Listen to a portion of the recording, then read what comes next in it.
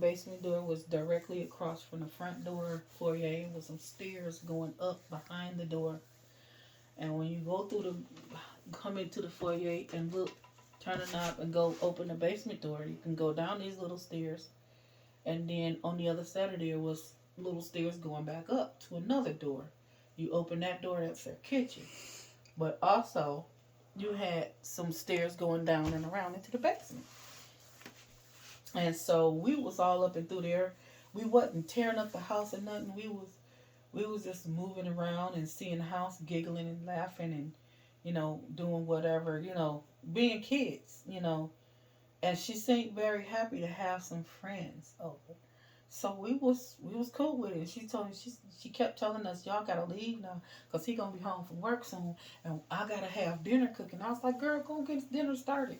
We she did get the stuff out and was getting ready to cook dinner, but we was all giggling and playing and back and forth and stuff. And we kept telling her brother kept being vocal about daddy you gonna get in trouble with daddy. And I said, she not, cause ain't nobody gonna tell on her.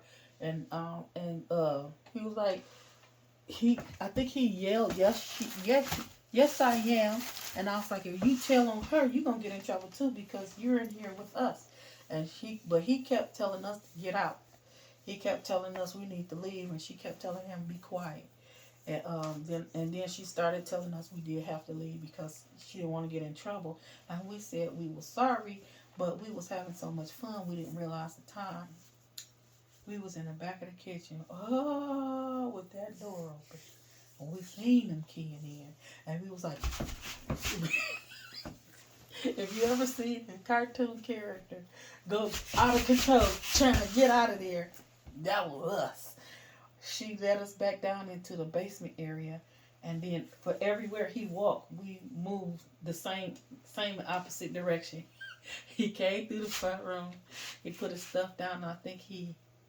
I'm not sure if he went in the basement or he went in the back. I think he went in the back room. He put the key. He was like, I think he was talking about how his dinner on or whatever like that, and he kept moving.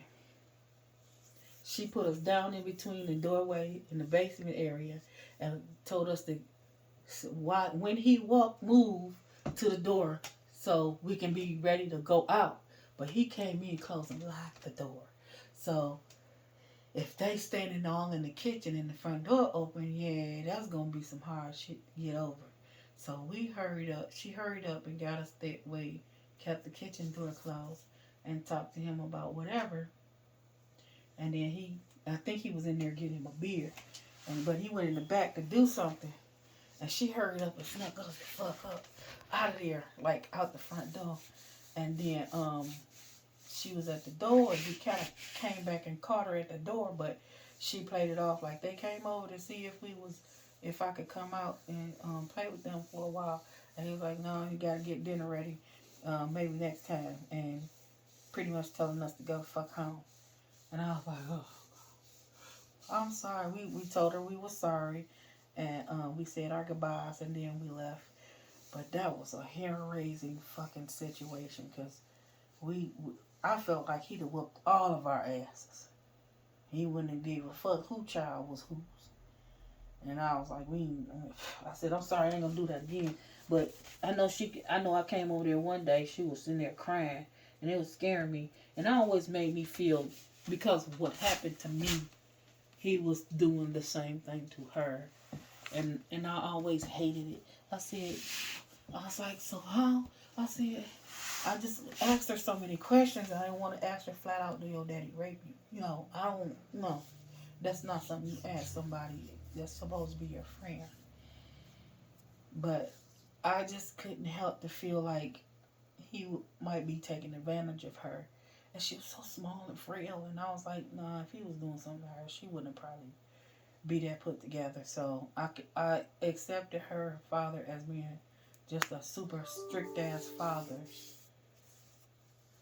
And, because she didn't have no time to come out and play. It wasn't no time. She had to always watch her brother. And she had to have dinner ready. She was a whole fucking wife. and a daughter and a mother and an A student. So I understood her stressors and why she maybe didn't understand boys in situations as of a gang member, but she just probably thought she was being playful, but she caught me up in some shit I ain't want to be in. I ain't want to be in that shit. Yeah. That was fucked up, though. That was fucked up. Mm.